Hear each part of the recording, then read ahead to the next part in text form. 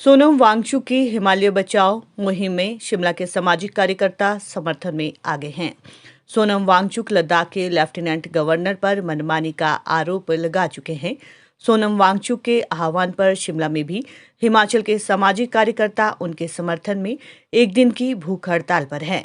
माकपा नेता टिकेंद्र पंवर के साथ सामाजिक कार्यकर्ताओं ने शिमला में रिज मैदान पर राष्ट्रपिता महात्मा गांधी की प्रतिमा के सामने सोमवार को एक दिन का अनशन किया। ये प्रदर्शन शांतिपूर्ण तरीके से किया गया। शिमला नगर निगम के पूर्व डिप्टी मेयर और सामाजिक कार्यकर्ता टिकेंद्र पंवर का कहना है कि लेह लद्दाख में उद्योगों की लापरवाही के चलते ग्लेशियर खत्म होने की कगार पर है। जोशीमठ भी प्रकृति से छेड़छाड़ का नतीजा है।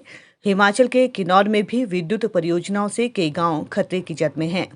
ऐसे हालात में वो दिन दूर नहीं जब यहाँ भी जोशीमठ जैसे हालात पैदा हो सकते हैं। इनको बचाने की मुहिम शुरू हुई है।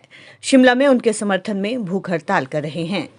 सोनम वांगचुक जो मेरे दोस्त भी हैं पर्सनल, और हम लोग मिलकर लद्दाख में एक टिकाऊ विकास का रास्ता क्या होना चाहिए, जब से वो यूटी बनी है उस पर हमने काम भी किया है।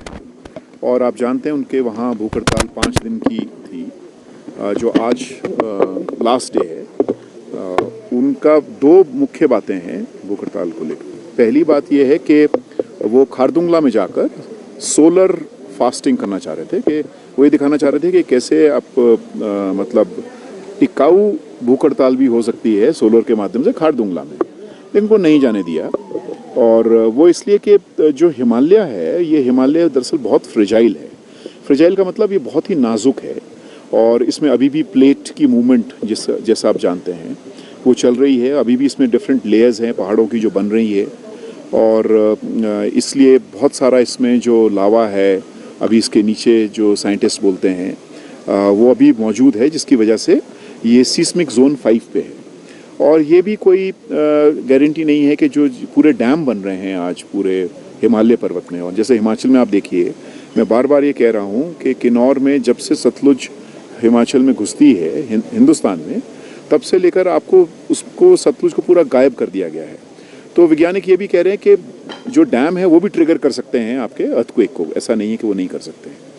और हमने इसका नतीजा भी देखा है इस विकास के रास्ते का, कि आपका जोशीमठ पूरा ख़त्म है। जोशीमठ की प्री स्टेज हिमाचल में है और वही लद्दाख में होने वाला था। तो इसलिए क्या वैकल्पिक रास्ता हो सकता है जिससे लोग बचें, प्रकृति बचे, और ख़ासकर जैसा प्रकृति हम बार बार कह रहे हैं कि प्रकृति आज उसकी कमोडिटाइजेशन हो रही है, मतलब उसका बाजारीकरण, उसको बेचने की तैयारी, बेचा जा रहा है। उसके जो दोहन है वो करके ना तो वो लोगों को फ़ायदा मिल रहा है। हमारे हिमाचल में 4 गांव हैं जिनका पूरा अस्तित्व ख़त्म हो गया है। नाथपा है, उसमें मीरू है, और तरंडा का जो ढांक है वो बार बार गिर जाता है। तो इसी तरह से ये क्या हो रहा है दरअसल, और अगर ये इसी तरह से होगा तो ये जो हिमालय पे बसे हुए शहर है भी बचेंगे नहीं। अभी हम 50 किलोमीटर दूर पानी के लिए जा रहे हैं, फिर हम 200 किलोमीटर दूर पानी के लिए जाएंगे। तो ये जो पूरा हमारा जो भविष्य है, हमारे जो ये एग्जिस्टेंशियल क्राइसिस हम कह रहे हैं कि हम बचेंगे तब अगर ये हिमालय बचेगा। तो ये पूरा इकोसिस्टम है। तो इसलिए उनकी जो वो हड़ताल है वो हिमालय को लेकर बहुत, और उसके समर्थन में हम लोग हैं, लेकिन हम अपने समर्थन में भी हैं हिमाचल में, खासकर जिस तरह से हो रहा है या उत्तराखंड में हो रहा है। और दूसरा ऑफकोर्स उनका शेड्यूल 6 का है, क्योंकि वहाँ के जो लोगों की भागीदारी है उसके हिसाब से वो होना चाहिए। दुर्भाग्य ये हो रहा है कि जो बड़े स्टेक होल्डर्स है, कौन होता है स्टेक होल्डर? आम लोग हैं। आम लोगों से पूछ के विकास नहीं हो रहा है। आम लोगों से पूछ के जो उनका अधिकार था हाइड्रो पावर डैम में कि बनेगा कि नहीं बनेगा, ग्राम सभा से हिमाचल में जो वो लिया जाता था NOC, वो सब ख़त्म कर दिया है। तो ये दरअसल क्या हो रहा है, और ये हमारा भविष्य बहुत ख़तरनाक है।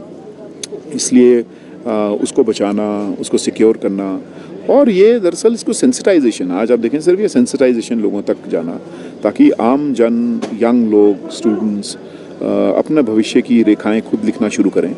सिर्फ गवर्नमेंट पर निर्भर करेंगे तो गवर्नमेंट के पास एक बड़ी चुनौती ये है कि उसको फाइनेंसेस भी करने हैं, रिसोर्स भी जनरेट करने हैं, उसको सैलरी भी देनी। तो इसलिए ज़्यादातर इन राज्यों में आप देखेंगे कि वो धामी साहब तो इस हद तक पहुंच गए, उत्तराखंड के मुख्यमंत्री, वो कह रहे हैं कि अगर कोई जोशीमठ पे लिखेगा तो उसके खिलाफ भी कार्रवाई करने को तैयार है। तो ये तो सही नहीं है साहब, ये तरीका सही नहीं। इसलिए हम लोग आज ये भूख हड़ताल 6 बजे तक चलाएँगे। कुछ लोग आएंगे, बैठेंगे, कुछ जाएंगे, लेकिन मैं 6 बजे तक आपके बीच में यहाँ पर रहूँगा, ताकि वो सॉलिडारिटी जो पूरे हिमालय को लेकर, हिमालय को बचाने के लिए, उसके नदी, जंगल, ज़मीन बचाने को लेकर ये पूरा चल रहा है।